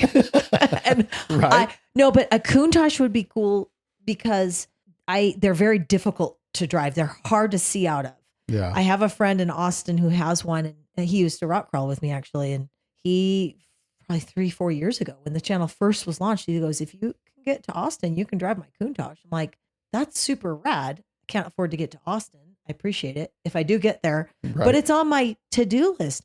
And, but he says, it's so weird. You can't hardly back it up. I'm like, that's what I want to do. I want to experience things that are just weird and difficult, I can tell you one car to drive that I drove on Pawn Stars, which is really a weird experience to drive, is the Ampha car. Amphibious thing? Yeah. So they made an Ampha car out of Berlin that had a Triumph motor in it. It was made in Germany from I think it's like a boat and a car, and it had the propeller on the back. But what's so trippy about it is like just driving the car into the water is really mess with your head. Like, feel weird. No, it does. Cause you're just like, no. Your brain's like, don't. And then next thing you know, you're in it. Right. And then you're in the Ampha car and your arm's out the window and the water's about 6 inches below the door top. Like, this can't be working. It's super weird. Totally we drove it on Pawn Stars, and it was weird that the owner was in the back seat, and then he's like super giddy to be on the show. Rick is next to me. This owner brought a captain's hat. He's trying to make Rick wear it. I'm like, I'll wear the captain's hat. I don't care. But it was just like, we drove it out in Lake Las Vegas, and it was just it was just it was a weird experience because of the mental transformation of like, I'm going to drive a perfectly good car into the water. And so that's a trippy experience, but there's so many cool things out there now. People you'd like that have collections. Anybody out there that has collections you'd love to sit down with? There are so many people that I have met. First of all, we have a lot of very, very wealthy is what I'm in the car world. The amount, like, you don't just have they invest in one. wheel estate. Wheel estate. That's really funny. I've never thought of that or heard of that. That's hilarious. But you know, like, you don't just have one special car. You have a lot of special cars. So I am torn here between just going after a guy with a really rad collection, because there's usually not a story. He happens to be wealthy enough to purchase these cars. And like, I have seen and been in collections that are like mind blowing, but I'm like, I don't know that there's a story here. So the problem is like, I don't know, not every vehicle, like, let's take a Countach, right? If you're just a rich guy who owns one and is offering me to drive it and everything else is available, like the resources are there to drive it. If you don't have a story, I'm probably going to say no. As hard as that is, like, I want to drive that car. But then again, I've driven, and if it's a totally stock, like, production car. So the Renault R5 Turbo 2 is a really good example of how it probably doesn't matter if it's just so there's this problem of rich guy has a car collection, lots of rad cars. Okay, but there's no story. Or I have a production car that is nothing special, but maybe it's super rare and weird, like a Renault R5 Turbo 2. Right. So before we filmed that episode, I was like, I mean, the guy just bought it on Bring a Trailer. He was passionate, so that helps make up the story. He's super passionate, but it's just a production car. True. And some cars with 1.2 million views now. Because everybody's like, wow, that's a cool car. And some cars, you know, as you're talking, I'm sitting here thinking in my head, like, what are some really cool cars that were cool cars that, because there's a lot of cars out there that are not unaffordable, but they're like a Mitsubishi, I think it's a Steyron, but they made the same as like, it was a Mitsubishi Steyron, and it also was sold as like, I think the early Eclipse. And so those cars kind of had a cross platform, but they're really heavy collectibles in like people that are into some of the rad cars of the late 80s, early 90s. I mean, I remembered, I was having a conversation with a friend the other day, and we were talking about cars that we thought were so cool. They're like the Isuzu Impulse, right? It's like this wedge shaped car, and they have the thing that said suspension by Lotus. And meanwhile, it's a turd of a car. It looks like a wedge, but in the 90s, that car was so cool. And so and what's crazy is there's a lot of people that have some of these cars that they've had since they're brand new. I met a guy, because in the car world, you meet all kinds of different people. I met a dude that runs a dyno shop in the East Side of Henderson. And I go in his garage, I go in his shop to get something dynoed.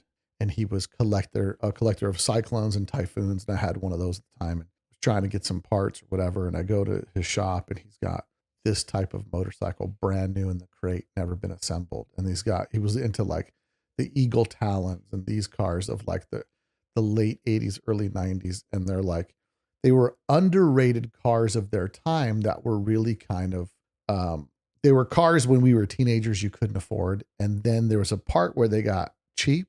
And then now that our age group is now searching for those cars, the 80s and 90s, the prices are starting to spike. IROCs, right? Like, right. They were so dumb, I thought, when they first came out. In 2001, right? After the IROC, like the 80s IROC, you'd be like, that car's lame. Now, if you could find like a nice original IROC, that, you know, it'd be the coolest thing to find. It's weird how things that were kind of not cool are now cool. So I think there's a lot of different ways. I think from a guy who's a fan of the channel, and I really enjoy the videos you do. I love the way the videos are produced and edited. They keep it from, they're easy to watch because it's not a bunch of, they're not like my videos where I'm just sitting there talking to a guy and I might just do a cutaway every now and again, but these are really, really well produced. There's a lot of cool stuff on here. The story of the car, but the car can have a story, and the guy can have a story with the car, or the girl or the person can have a story with the car. So I think because really when you think about it in the car world, the possibilities are endless, right? Like, I mean, you could do a segment on popular cars from the movies, right? So you go after Oh, like the yeah. Risky Business In fact, 928. You know what? There is a really cool car that we've been in contact with the owner. I don't know if he's kind of wishy-washy about agreeing to doing this, but it is it's the Interceptor from Mad Max. He's got Oh, a really? Mad Max Interceptor that was created like a movie replica. He has all the attire because they go to these weird like meetups where people are all Mad Maxy. Mhm. And his wife is roughly my same size. You know, like we're like, oh yeah, 5'6", whatever, 140 pounds. He goes, you can wear her outfit. Like she has a Mad Max outfit. I'm like, I want to drive that. I want to do the Mad Max full on wearing his, Yeah. I like kind of getting into the character of the Right. car. We did more of that in the first season. And sometimes it's just, sometimes it's just difficult to find something that will go with the car. But I love it when I get to dress up. Like I want to be Catwoman and drive the Batmobile someday. You know what I mean? I want to do that. I have a funny Batmobile story. There was a really wealthy guy not far from here that had this car collection, and he had this like a fake diner set up in a commercial space. And he had all these cars. And my son, who's 25 now, was like 5 or 6 years old. And this guy had an original Batmobile in there. So I'm like taking my son to see it. And this guy was like, he was one of these guys, like 70-year-old, 80-year-old dude, hair dyed jet black. He was not letting go. And he was real stern about his stuff because clearly he had some discipline to gather some wealth like he did. Sure. And one of his waitress girls that was serving French fries to the nobody that was in his place or whatever. I mean, it was super Spartan. Like it was this guy's personal collection that he had this little diner set up and some girls working there. And this dude is losing it on this. And I got my son and I was like, can I take his picture? Yeah, put him in the car. I'm going to take his picture. And this guy's behind me. He's just like losing it on his employees. My son's like 5 years old. He's like looking at me like, Dad, why is this guy screaming? And I'm like, and I'm thinking, this is the weirdest situation because I'm here just trying to enjoy the Batmobile, bro. And I can't enjoy this. This is not a comfortable situation right now. But it's funny you said that about a lot of wealthy people because I have friends that are worker bees like me and they're out there and I got a buddy that details planes. So every now and again, he'll be in an airplane hangar and he'll just start firing off photos to be like, check this out. Cool things. Like the Batmobile. The dude's got it's the Batmobile from Michael Keaton with the one with the turbine thing in the front. It's that Batmobile sitting in an airplane hangar here in Vegas. Like you look at this airplane hangar in Vegas, he's got one of these. He said it to me because he had a bus. I'm like, forget the bus, bro. Turn to the left. Show me that Batmobile. I'm like, can I come down there? And it's like, these are gaming moguls and things like this. It's like, no. But it's so incredible how many collections are here in Las Vegas alone. Yeah. They're hidden. I mean, well, look at like Brett Torino. Like when you said Mopar Ranch, I'm like, oh, I wonder if that's Brett Torino's place. So Brett Torino used to be a home developer here.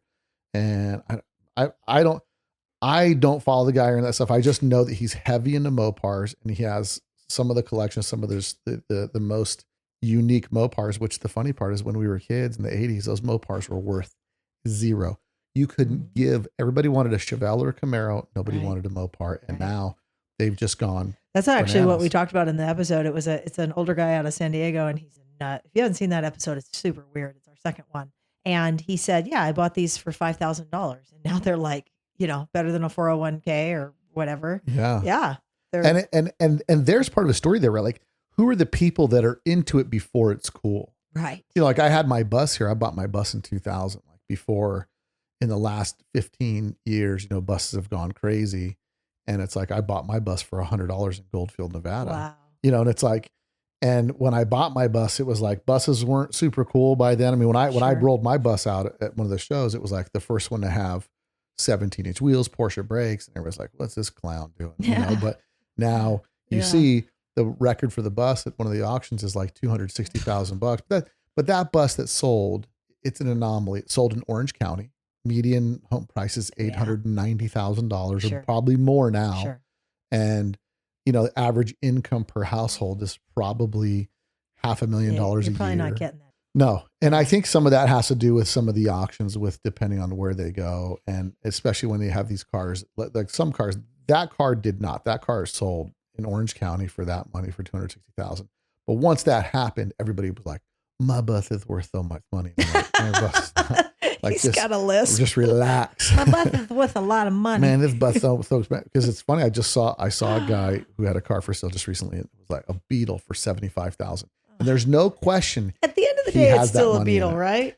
I had a really, really nice Beetle that I tried to sell for like $35,000. The tough thing is, unless it's a well-known car, has a story, or there's someone that has to have that car, they're not an easy sell. If they're really rare, if it's a super rare, like the one guy posts on here, hey, I want to see Nicole drive a Heb Mueller. Somebody said that. I don't even know what that is. They were custom coach built bodied Beetles. So Heb Mueller was a guy in Germany that they would take and make custom. They would make a convertible Beetle, but it was a 2-seater, and they had a real long swooping back on it. And they're probably, if you were to try to buy it, you mean a 4-seat, like no, a 2+2? It's a 2-seater. Oh. It is a 2. So they make, instead of having the little back seat, that whole thing comes over. They have like a little jump seat in case like you've got a drunk friend needs to ride home. But he's got to be limber to get in the back of that thing because there's no room. But they were all coach built. Dave Kindig did one. But that's the thing with Volkswagens. When you start going down the line of Volkswagens, they made so many unique. I mean, you saw some here today when you saw my Brazilian Car McGee out there. That's going to be one of the next cars on the list, and it's a really. They're made 14,000 of those. Like my Type 34, 42,000 and change. That car, 14,000. So it's like real different, smaller production levels. And Volkswagens, when you start going to the coach built stuff, it's like guys in the 50s coming back from the war had the skill set. Well, they would buy Volkswagen chassis, build custom aluminum bodied cars. So anyway, when you go for some more one-off vehicles, you let me know and we'll get you. Yeah. I mean, if anyone's listening that has something amazing, you're always welcome to submit it for consideration, because a lot of the way we find cars is networking. Networking. That's it. We have to go out and go to car shows, go to Grand National Roadster Show, hope people send us in go their to Grand ideas. National Show, think you're going to find a Chevelle and you find a Volkswagen. Here's the thing.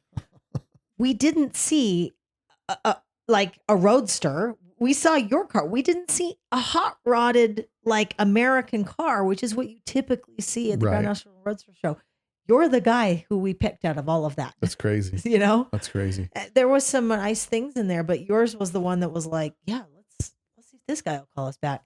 And when you didn't for a while, like I went on your Instagram, like I saw your name on the little tag. I looked for the Instagram and I still don't. I don't know if it went to like spam. It's probably on your Bill T. I went to Bill T Vegas, which I don't know why I have that account.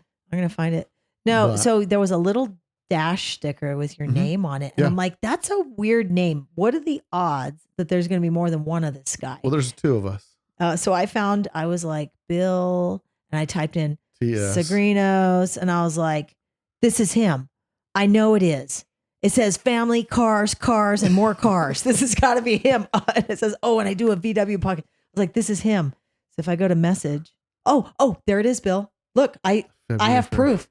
I messaged you. I looked for it, and it must be. It's like probably in my since we spam. weren't friends, it will go to like hidden or something. Yeah. And it's like, odds are you aren't going to see it. So anyway, February 1st, I have proof. 4:30 p.m. I said, hello, Bill. I'm standing at your car at GNRS.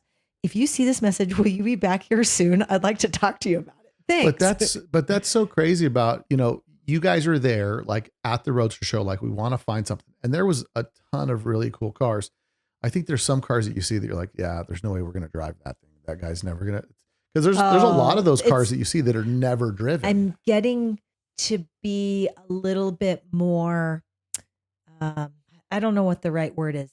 It's like, I don't want to say like snobby about the car or like discerning, but I'm starting to see, like bad workmanship will stand out more to me. Right. I'm also really particular about paint. Like I've learned how to look at paint. And until you learn how to look at paint, which obviously the correct lighting overhead, which is why you always see those like octagon type of lights in a detail shop, will really reveal a ton. Right. The way it waves, the way it doesn't wave.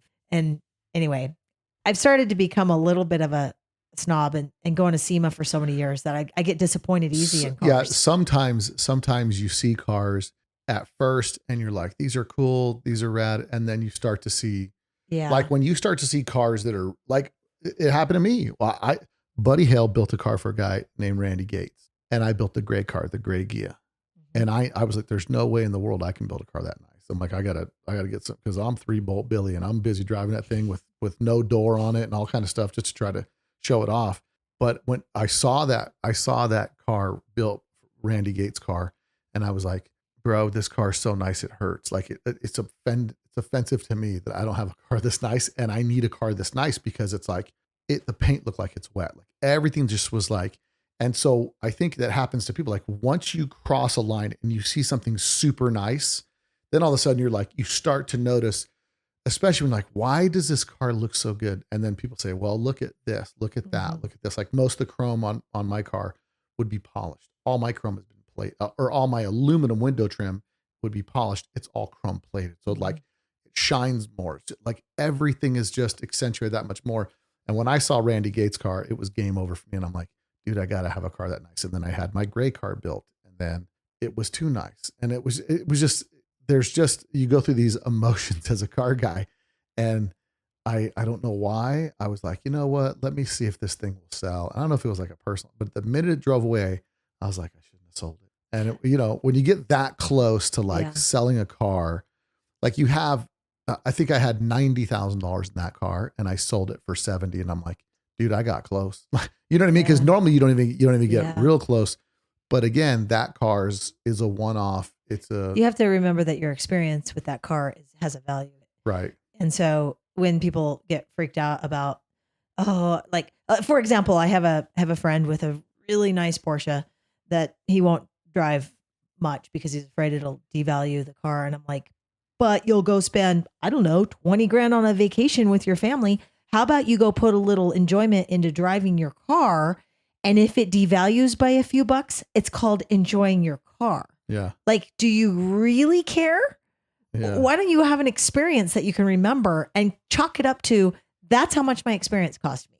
Yeah. Anyway, No, I don't know. And sometimes I cars agree. are just too nice to drive. I'm surprised actually with how good of a paint job you have that you drive that car. See, I see it different though. It's a good paint job. I see it like, and Andy too, the guy who built the car, he's just like, he made me my first cup, right? This is my third cup. I've never seen you without your cup. I know that's why. Just so you know, he's got a Greek Zorba the Gia cup. That's why he made me the cup, because in the UK they hate beverages because they don't have ice, and so they don't have tumblers like we have over here. And here in the desert, you always have something to drink with you, some water, whatever. And he's like, mate, you with this cup all the time. So he met me the first time. We did the podcast. We created this friendship. And then out of nowhere, he sends me a cup. The first cup he sends me. It's a lot of work to paint that I'm like, cup. you got to see the first cup. It's like 4 colors. And I'm like, dude, that's a big deal. And then I don't know how he got his pattern so perfect. That's some math. Well, and the reality is like they do. Like, think about it. The diameter at the top is different than the diameter at the bottom. And it's got a compound angle going on. And somehow his keys line up. Do you guys appreciate that? Well, and when I saw the cup, I'm like, dude, that cup's like 6-7 hours of work at least to do on a cup. Right. Yeah. But my attitude with these cars is like, and with what he gave me the cup. So I started the story. He gave me my first cup and it had a Let's Talk Dubs logo. The first one was like a Spikes. And I'm looking at the cup and I'm like, dude, that's so much work. I said, I can't even drink out of it. He says, I expect you to drink out of it. That's why I made it. Then I get the car and he's like, yeah. And I'm like, dude, I'm like $1,000 paint job. On right, your cup, right. Man. and then I get the car and he's like, you better drive it. You better, because for him, he's a painter. So we'll just touch it up. I'll just touch it up, whatever, who cares? Yeah.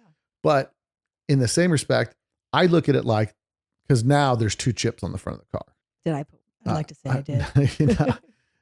I don't know. There's girls that drive Ultimas with no plates that show up out of nowhere when I'm on the freeway, and dump trucks. Like, it doesn't matter where I'm at. There's a gravel truck on the freeway. Yeah. Oh, this town is horrific, which is also the other reason why we went to San Diego to film, because we have the highest per capita orange cone population in the world. Control. Do you know how much our town, like if you had to guess, I would say, I don't know, at least 50% of the major roadways are under some sort of a heavy construction at all times in this town. There's always there is major construction going on every road. Well, there's an alert. There's like an Ultima symbol that goes out to the sky as soon as I start up Zorba, and then all the girls in Ultimas, they all show up on the freeway. And they somehow kick rocks at you? They do 3-lane. Well, because what happens is you don't realize when people are going down a lane, there's usually a little bit of dust that settles in the middle of that lane, some dust and rocks. Lane changes are bad. And they're just like, they do the 3-lane crossover. and then gravel trucks. So get in the fast lane, bro. They No go- gravel trucks and no lane changes. No, Just cruise in your 50 horsepower. Yeah. They're like, release the gravel trucks, Bill's on the road. Freeway flyer for Yeah. a reason. Well, the problem is, and so herein lies the dilemma. If it was up to Bill, see, that's where the Andy part comes in. Like Andy picked the tire size, like the front tire size on that car, not available in the USA. You can't find Like somebody was like, the oh, tire. you should have bigger front tires Correct. on that car. Well, they probably don't know. Good luck trying to find something. Well, first, there's a line where like it looks so cool you can't touch it. Is it practical? Not the most practical, but it looks so cool. Right. You can't touch it. And there are people like, I can't believe you lowered that car. Like, hey, bro, there's I did respond to a guy. I thought you inspired me. And I said, you can always go get your own and do what you want to it. Bill has one for sale. If you're interested, Bill will sell you one, and let's see if you've got the intestinal fortitude to restore one yourself. Because just to commit to doing one of those projects, it's so much work. But again, everybody's got an opinion, and that's what we like. And So some people just have nothing better to do and they love it. I one day caught my own son proud of some snarky comment he made on a Reddit post. He was like, haha, this is a few years like, ha, look at this. My comment on this Reddit post has however many, I don't know if they likes or thumbs up or whatever they do on Reddit. And he was so proud of himself. And I read it and I was like, ha, you were kind of being a jerk. He goes, I know. He was so proud of himself for coming up with a snarky comment. And I realized at that time, there are people that just enjoy snarky comments because they feel popular or appreciated or heard. it's an interesting thing. It's sad for them. It is. It's a different thing. And again, when you're out there for public consumption, it's just something you got to get into. So, well, listen, we've been here for a long time. I'm going to let you go. I know you got a million things to do. You keep looking at your phone. You got to go. But no, you need padded chairs for your guests. I'm on you're in a really nice swivel, like it looks like a racing seat office chair. Well, and I'm on a folding plastic Costco chair. That is more for asserting and my right bum cheek is going numb. Asserting my like who's the position of authority in this room. So it's just me being who I am. No, I'm good. You're good. Everybody's awesome. People want to get in touch with you. They want to send suggestions for the show, stuff like that. How do they get in touch with you? Oh, you're gonna look it up. So see how they get in touch with me. Yeah. Let's see here. I'm going to tell you how they get in touch with me in 2 seconds. You want to hear what they do? What do they do? I'm excited to hear what they do. So they call 702-400. No. Well, but I mean, people want to give suggestions for the show, stuff like that. Okay. So that was not cool. I stopped. I'm kidding. Okay. So listen.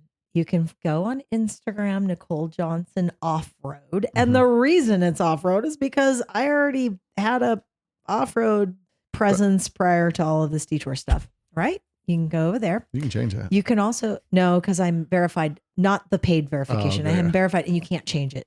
Got it. Once you're verified, you can. So, but that's okay because that's who I am. I was Nicole Johnson on Facebook. I'm Nicole Johnson Off-Road. Or you could just, I don't know. Well, you go to Detour. You go. What's your website? NicoleJohnsonsDetour.com. NicoleJohnsonsDetour.com. Also, Nicole Johnson's Detour on YouTube. Find me, man. And so, thanks for coming on the show. I really appreciate it. And I'm looking forward to. I really hope you call 702. No, don't. So we'll definitely. And any of you guys have anything unique you want me to throw before Nicole? If you can't figure out how to find her from those other links, let me know. Again, it's a lot about the story, the uniqueness of the car, something different, right? And my right butt cheek is actually numb, listen, just so it happens. Listen, those chairs, they weren't cheap. This is a good $15 folding Costco chair, plastic, and my bum is numb. They're high quality. Well, Nicole, thanks for coming in. I appreciate it. And you guys go check it out. Nicole Johnson's Detour. Subscribe to the channel and go give your boy Bill T a like on there for Zorba the Gia. Well, if you like that podcast, make sure you subscribe from whatever source you're listening to, and also give us a review. If you have no way to review through that, send me a review or just a shout out if you want on the podcast. Tell me a little bit about your story. You can send that to me at bill@letstalkdubs.com. Lots going on. And as a matter of fact, you know what? I've been going through some of the pages for Australia. So I figured I'd do, I don't know if I've already done this, but I went to the Australia page and I saw the review. So I figured I'd give them shout outs real quick because I don't know if I have or I haven't, but these reviews have been out for a while. So first one says, awesome. Bill's passion for all things VW drives this awesome podcast. His guests, very informative interviews. I've got a SC split here in Australia and it's great motivation to get it back and doing some work. And that's from M Whips. Also, Down Under VW says, great work on the podcast, especially enjoy hearing people's VW stories. Due to your influence, I'm now the proud owner of a split 11 window bus being imported from South Africa. So appreciate you, Mike, 22 million. So Mike, thanks for leaving a 5-star review on your, in Australia. So these are all the Australian listeners. And then Killer Podcast, Bill gets all the main names in the game and does great job bringing their stories and insights to his listeners. Big thumbs up to Bill for a great show. Cheers from Australia. That's Marco. And Marco's got a 77 double cab, 6136 horsepower, projects 62, 63, and 73 bugs. So he's Marco's making his way around the world with a bunch of Volkswagen stuff. Dubtastic is what I get from this is only the second podcast for which I felt compelled to leave feedback. It's just a great mix of old and new dub related content, listening to everyone's stories, how they got started. VW is so interesting and sometimes pretty funny too. Hats off to you, Bill, too. That's from Loco Muzo. And Spiker Simfi says, the best. I love this podcast. I'm inspired to put a Type 4 motor in my 70 notch. Way to go. Was great to meet you and George at Octo in June and visit the wagon for a shop tour. George and the kid were so generous with their time. Can't wait for the podcast every week. Love your work, Bill. And he says he loves the roundtables when George keeps you in reality. Jeremy, Sydney, Australia. And then the last one is my new go-to podcast. Good day, Bill. Found this show through Tori Alonso's Instagram page. I found Tori through the socials back in the day. I spent plenty of time in the car community. I'm always on the search for a next podcast to sink my teeth into. Run a business called Tassie VW Pickers here in Tasmania, Australia. And I buy and sell farm fresh VW secondhand parts. Live and breathe Volkswagens, and being able to tell the story behind the metal is what I find important. It's great to hear that VW scene is so strong, and podcasts such as Let's Talk Dubs keep the scene fresh while currently paying homage to the people that have helped contribute to what it is today. When I'm in the workshop, in the car, just need motivation and wrench, and on my never-ending project, I'll catch up on my 250 plus episodes that I haven't listened to yet. Keep up the great work, Bill T. Cheers. Well, we got more. That's William with Tassie VW Pickers in Australia. So in Tasmania. So you guys make sure that you leave us a 5-star review. I'm on the hunt to find all of the pages around the world on Apple Podcast that I haven't read the reviews for. So I'm looking forward to getting you guys that stuff so you guys can hear from all the people all around the world. And trust me when I tell you, there's a lot of you that listen, and hopefully more of you guys after the video that we just dropped with Nicole Johnson. So that's my favorite, bringing more people to listen to our VW history and content and all the good stuff that we have here. If you have any content suggestions or people that we should interview, feel free to shoot me a message at Bill at Let's Talk Dubs. And be on the lookout. Make sure you subscribe to the YouTube channel. Check me out on Instagram and also Facebook. Also go follow George at The Wagon. So until next week, guys. Oh, you know what? Not even yet. Make sure you go subscribe to Nicole Johnson's Detour. So go check it out. Subscribe to her channel. Go support her. She's doing cool things and giving VW's plenty of love on there. So until next week, guys. Later. You probably don't know that there's a new Volkswagen out that doesn't look like a Volkswagen.